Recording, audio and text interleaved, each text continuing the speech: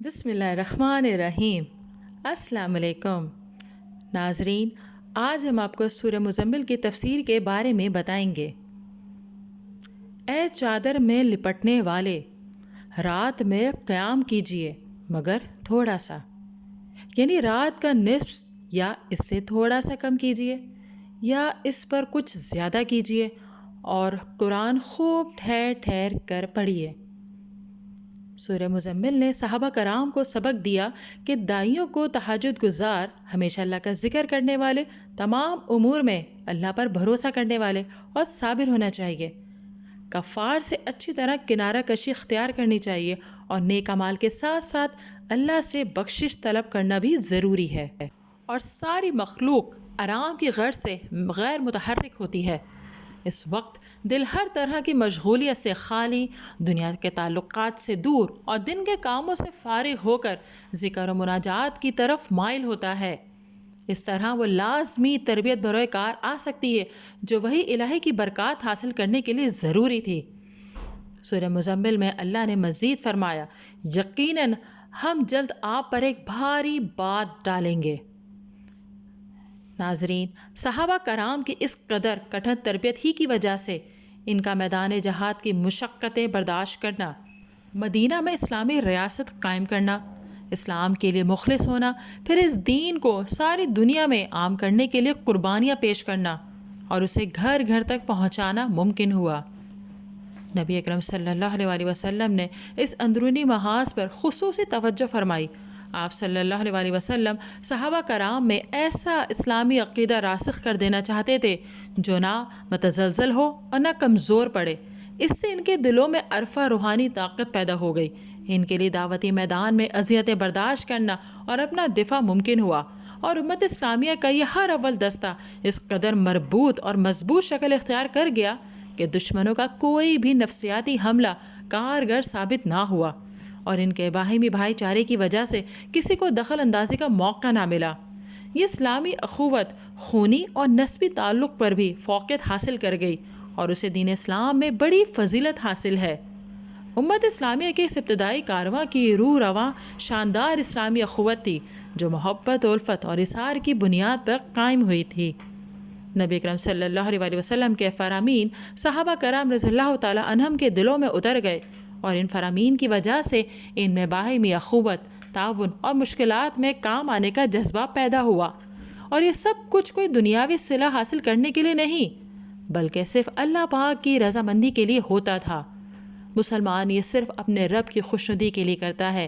یہی بنیادی اصول اسلامی اخوت کے تسلسل اور بقا کا راز اور اسلامی معاشرے کے استحکام کا باعث بنا۔ نبی اکرم صلی اللہ علیہ وسلم نے ایک حدیث میں اللہ تعالیٰ کا فرمان اپنے صحابہ تک پہنچایا۔ ترجمہ: میرے جلال کے لیے آپس میں محبت کرنے والوں کے لیے نور کے ممبر ہوں گے جن پر پیغمبر اور شہید رشک کریں گے۔ ناظرین، اسی طرح قائم ہونے والی سچی اخوت اور اللہ تعالیٰ کی خاطر پیدا ہونے والی محبت بلند ترین اور افضل اعمال کا حصہ بن گئی، جس سے اللہ کے ہاں عظیم مقام حاصل ہوا۔ نبی اکرم صلی اللہ علیہ وسلم نے صحابہ کرام رضی اللہ تعالیٰ عنہم کو اس رابطے کے کمزور ہو جانے سے خبردار کیا، اور اس اخوت کی حفاظت کا بنیادی قانون بھی بیان فرما دیا۔ ترجمہ: آپس میں ایک دوسرے سے بغض نہ رکھو، ایک دوسرے سے حسد نہ کرو، اور ایک دوسرے سے رخ نہ موڑو، اور اے اللہ کے بندوں، آپس میں بھائی بھائی بن جاؤ، اور کسی مسلمان کے لیے جائز نہیں کہ وہ اپنے بھائی سے 3 دن سے زیادہ ترک تعلق رکھے۔ نبی اکرم صلی اللہ علیہ وسلم نے اس مقامی معاشرے کو مربوط اور یکجا رکھنے کے لیے تمام افراد کے درمیان مساوات قائم کی، تاکہ مشرکین کی طرف سے چھیڑی گئی نفسیاتی جنگ کے خلاف یہ مورچہ مضبوط ترین رہے۔ نبی اکرم صلی اللہ علیہ وسلم نے صحابہ کرام رضی اللہ تعالیٰ عنہم کو آزادی بھی عطا فرمائی، کیونکہ وہ اس نئے معاشرے میں آزادی کے بغیر داخل نہ ہو سکتے تھے۔ انہیں فکر، تعبیر اور مشورے کی آزادی حاصل تھی۔ نبی اکرم صلی اللہ علیہ وسلم نے تمام لوگوں، حاکم و محکوم، مالدار اور فقیر، حتیٰ کہ سارے طبقات کے درمیان مساوات کا قانون لاگو فرمایا۔ اس کا نبی پاک صلی اللہ علیہ وسلم کے پیروکاروں کے دلوں میں گہرا اثر ہوا۔ انہوں نے آپس میں محبت کا ایسا تعلق قائم کر لیا کہ ایک دوسرے پر جان چھڑکنے لگے اور اپنی پوری طاقت سے نبی پاک صلی اللہ علیہ وسلم کا دفاع کیا۔ نبی اکرم صلی اللہ علیہ وآلہ وسلم نے ان کے درمیان قبیلے، علاقے، حسب، نسب، وراثت اور رنگ کا کوئی امتیاز باقی نہ رہنے دیا، اور ان امتیازات کی بنا پر لوگوں کے حقوق، واجبات اور عبادات میں فرق نہ آنے دیا، بلکہ سب کو اللہ تعالیٰ کے حضور برابری کا درجہ دے دیا۔